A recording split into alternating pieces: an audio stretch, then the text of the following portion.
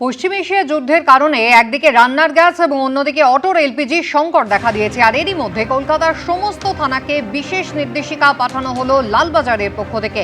কথা বলবো, আমাদের প্রতিনিধি পার্থপ্রতিম ঘোষ রয়েছেন আমাদের সঙ্গে। পার্থ, কি বলা রয়েছে নির্দেশিকায়?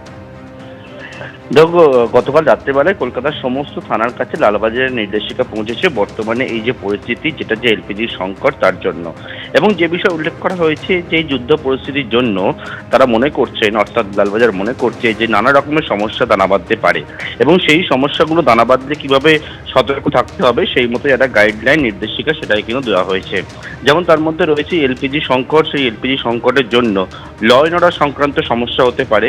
এমনকি অনেক ক্ষেত্রে তারা মনে করছে যে ডোমেস্টিক যে এলপিজিগুলো রয়েছে সেটা কিন্তু বাণিজ্যিকভাবে বা কমার্শিয়াল ক্ষেত্রে ব্যবহার করা হতে পারে বা কালোবাজারি হতে পারে। এবং সেক্ষেত্রে একেবারে যে বিভিন্ন জায়গায় পেট্রোল পাম্প থেকে শুরু করে যে গ্যাস ডিস্ট্রিবিউটর অফিস, সেখানে দীর্ঘ লম্বা লাইন হচ্ছে, সেখানেও আইন শৃঙ্খলা জনিত একটা সমস্যা হতে পারে। এবং তার জন্যই কিন্তু লালবাজারের তরফ থেকে নির্দেশিকায় বলা হয়েছে যে বিষয়টা, সেটা হচ্ছে সমস্ত ক্ষেত্রে নিজ নিজ এলাকায় যাদের সমস্ত না ওসি তাদের যে ফোর্স রয়েছে সেই ফোর্স দিয়ে একেবারে কড়া নজরদারির মধ্যে রাখে সেই বিষয়ে একটা নির্দেশিকা দেওয়া হয়েছে।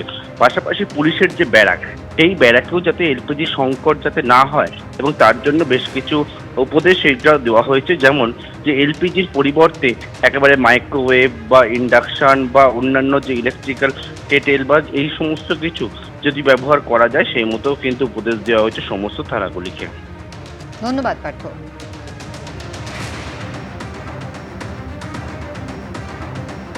13 দিন ধরে যুদ্ধ চলছে, আর সেই যুদ্ধের আঁচ কিন্তু এসে পড়েছে মধ্যবিত্তের হেসেলেও।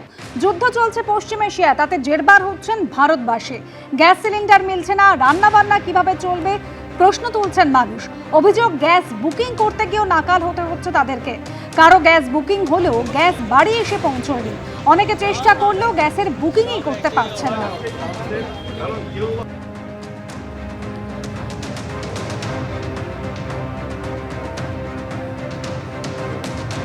উপায় এবারে না খেয়ে মরতে হবে, কোনো ব্যবস্থাই করা এখনো হয়নি।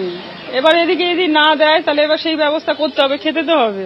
ওই কাঠের জালে রান্না, কয়লার জালে, আর কি হবে। ফোনে ট্রাই করছি, অনলাইনে ট্রাই করছি, কিন্তু হচ্ছে না। বারবার ধরে বলছে সার্ভার ডাউন আছে। সমস্যা মানে বিশাল সমস্যা। বাড়িতে ছোট বাচ্চা, যদি খেতে না পায় কি করে হবে। যারা আগে বুকিং করেছিলেন অনেক ক্ষেত্রেই তারা গ্যাস পাননি এমনটা অভিযোগ করছেন। আবার এখন যারা নতুন করে বুকিং করার চেষ্টা করছেন সেক্ষেত্রে কিন্তু হাজারো সমস্যার মুখোমুখি তাদের পড়তে হচ্ছে, এমনটাই অভিযোগ।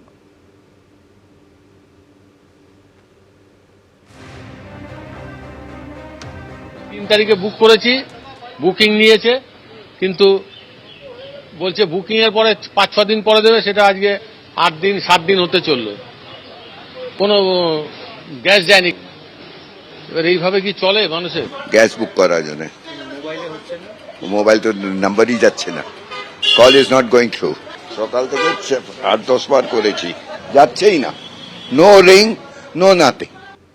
6 থেকে 7 দিন পেরিয়ে গিয়েছে, কিন্তু সিলিন্ডার পাচ্ছেন না অনেকে। আর এর জন্য অনেকেই দায়ী করছেন ডেলিভারি বয়দের। আমাদের তো একটা করে সিলিন্ডার, তার যার ডবল সিলিন্ডার আছে সে আবার গ্যাস আলাদা হয়তো কোথাও কোথাও হয়তো বিক্রি করে দিচ্ছে, কিছু করছে, কিন্তু আমরা তো সমস্যায় পড়ছি না। অনলাইনে বুক করছি, হঠাৎ দিকে অনলাইনে বুক নিচ্ছে না, বাট কোনো রেসপন্সও নেই। তাই এবার তো গ্যাস তো লাগবে না, রান্না তো করতে হবে, ওর জন্য আমরা সকাল সকালেই লাইন দিই। দিনভর বুকিং করা যাচ্ছে না, এমনকি এই বুকিং এর চাপে সার্ভারও ডাউন হয়ে যাচ্ছে বেশিরভাগ সময়। তাই ঝামেলা এড়ানোর জন্য রাত 10টার পরে গ্যাস বুকিং এর পরামর্শ দিচ্ছেন ডিস্ট্রিবিউটররা। মেন সমস্যা যে বুকিং নিচ্ছে না, যেটা লোককে বোঝাচ্ছি রাত্রি 10টা থেকে ভোর 6টার মধ্যে ট্রাই করুন আইভিআরএসে বা মিস কলে, আর নাহলে হোয়াটসঅ্যাপ বুকিংটা শিখিয়ে দিচ্ছি আমি কিভাবে করতে হয়। পাজেল হয়ে যাচ্ছে। মানুষের যতটা না অভাব তার থেকে বেশি তাদের হাহানি ভাব, এই বোধহয় পাবো না, এই বোধহয় খেতে পাবো না। এইগুলো মানুষের একটা অস্বাভাবিক একটা আচরণে, বুঝি না কেন এগুলো হয়। ম্যাক্সিমাম মানুষ এই একটা মানে কি হবে কিছুই হবে না, সব ঠিক হয়ে যাবে।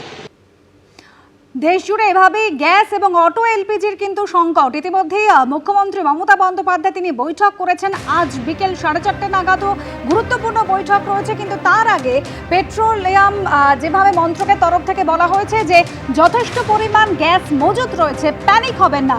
কিন্তু তা সত্ত্বেও কিন্তু দেখা যাচ্ছে একেবারে অটোর এলপিজি ভরতে চালকরা কিন্তু ভিড় করছেন। গতকাল রাত থেকেই অনেকে কিন্তু ভিড় করছেন। ঐশী মুখোপাধ্যায় আমাদের প্রতিনিধি রয়েছেন আমাদের সঙ্গে। ঐশী, এর আগে প্রিন্স আনোয়ার শাহ রোডে ছিলে, সেখানেও একেবারে অটো চালকরা কাল রাত থেকে ভিড় করেছেন। এখন যেখানে রয়েছে কিছু একেবারে দেখো, প্রিন্স আনোয়ার শাহ রোডে রয়েছে। জানালি সংকটের রীতিমতো জেরবার এই মুহূর্তে অটো চালকরা। তুমি দেখতে পাচ্ছ যে এখানে সারি দিয়ে দাঁড়িয়ে রয়েছে একের পর এক অটো। এখানে অটো চালকরা জানাচ্ছেন কেউ গতকাল রাত্রেবেলায় অটো চালকরা পাননি তারা এলপিজি, তারা আজকে আবার এসেছেন 3:30, 4:30, 5:30 থেকে কেউ কেউ অপেক্ষা করছেন এবং কেউ কেউ রাতভর অপেক্ষা করেছেন শুধুমাত্র এলপিজি ভরানোর জন্য। যেহেতু তারা জানাচ্ছেন যে পর্যাপ্ত এলপিজি নেই বিভিন্ন জায়গায়, তাই তাদেরকে কিছু কিছু পেট্রোল পাম্পের ওপরেই ভরসা করতে হচ্ছে। কতক্ষণ ধরে দাদা? 1 ঘন্টা, 1 ঘন্টা হয়ে গেছে। না, রুটে ভাড়া বাড়ি, কিন্তু এলপিজি দাম বাড়িয়েছে। আমাদের ইউনিয়নের তো মধ্যে আছি, তার মধ্যে ভাড়া বাড়াতে দেবে না। ওটা চালালে চালাও, নাহলে চালাতে হবে না বলছি। কোন থেকে অপেক্ষা করছে? আজকে তো খুবই অল্প লাইন দেখছি, মানে এর আগে আমরা যখন কালকে বা পরশু দিন বলুন 4 থেকে 5 ঘন্টা ওয়েট করে আমরা গ্যাস পেয়েছি। এক ধাক্কায় 5 টাকা বেড়ে গেছে। হ্যাঁ, 5 টাকা বেড়েছে, কিন্তু 5 টাকা বাড়লো তো নিতে হবে ম্যাডাম, কিছু করার নেই আমাদের। রুটের ভাড়া কি বাড়াতে পেরেছে? না, রুটের ভাড়া বাড়েনি, আমরা যেটা নর্মাল ভাড়া আমরা সেটাই নিচ্ছি। তাও ঘন্টা দিয়ে কদিন ধরে এরকম পরিস্থিতি? এই তো 4-5 দিন ধরে চলছে। এই 6 দিন হবে, 12 বেশি হবে। মধ্যপ্রাচ্যের যে যুদ্ধ পরিস্থিতি, তার প্রভাবেই কিন্তু দেখা যাচ্ছে যে ভারতেও প্রভাব পড়েছে এবং তার সঙ্গে পশ্চিমবঙ্গের যারা কলকাতার অটো চালক তারা যেমনটা জানাচ্ছেন যে 3-4 দিন ধরেই কিন্তু এরকম পরিস্থিতি এবং পর্যাপ্ত গ্যাস মজুত না থাকার কারণেই কিন্তু এই সংকটের সৃষ্টি।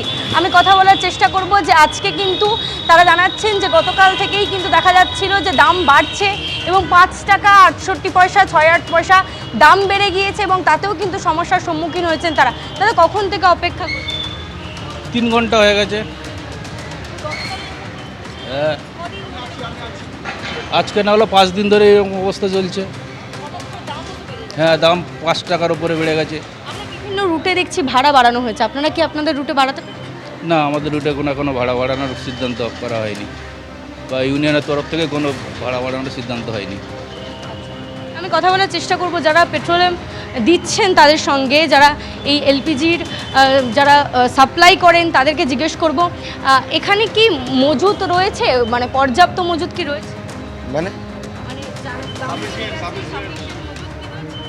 বাংলা বুঝতে পারছি না ম্যাম, পুরো ভালো করে না, ওনাকে জিজ্ঞেস করো। সব গাড়ি পাবে না হয়তো, ঠিক আছে। এখানে একদিন গ্যাপিং হয়তো গাড়ি আসছে, যেরকমভাবে গাড়ি আসছে সেরকমভাবে মাল ডেলিভারি করছে। মোটামুটি সব জায়গায় একই রকম কন্ডিশন রয়েছে, ঠিক আছে। তো দাম বেড়েছে, এখন দাম বাড়লে পরে কি করা যাবে, আর ব্যবসা তো করে খেতে হবে, ঠিক আছে।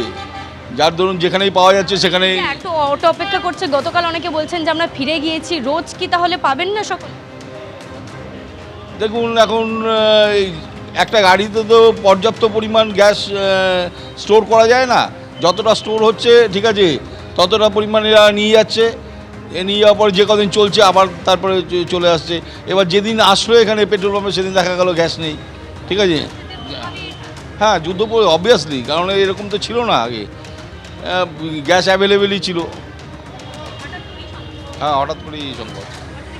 যারা এই এলপিজি যারা দেন তারাও বলছেন এবং যারা এখানকার গ্রাহক তারাও বলছেন যে এক বিস্তর সমস্যার সম্মুখীন হয়েছেন তারা। রীতিমতো জেরবার পরিস্থিতি, জ্বালানি সংকট, এই মধ্যপ্রাচ্যের যুদ্ধের কারণে এবং 3-4 দিন ধরে ক্রমাগতভাবে এই সংকটের সম্মুখীন তারা হচ্ছেন এবং তারই সঙ্গে আজকে যেহেতু দেখা যাচ্ছে এক ধাক্কায় দাম বেড়ে গিয়েছে, তাই সেক্ষেত্রেও তারা বলছেন যে আরও এক নতুন সমস্যার সম্মুখীন হতে চলেছি আমরা। যেহেতু ইউনিয়নে রয়েছেন, কেউ কেউ বলছেন যে রুটের ভাড়া তো হঠাৎ করেই বাড়ানো যায় না, তাতেও কিন্তু সাধারণ মানুষের সমস্যা হয়। তাই সব দিক ভেবে কিন্তু এই মুহূর্তে অটো চালকরা বেশ সংকটের মুখেই পড়েছেন, এমনটাই কিন্তু তারা জানাচ্ছেন। ধন্যবাদ ঐশী। এবিপি আনন্দ, এগিয়ে থাকে, এগিয়ে রাখে।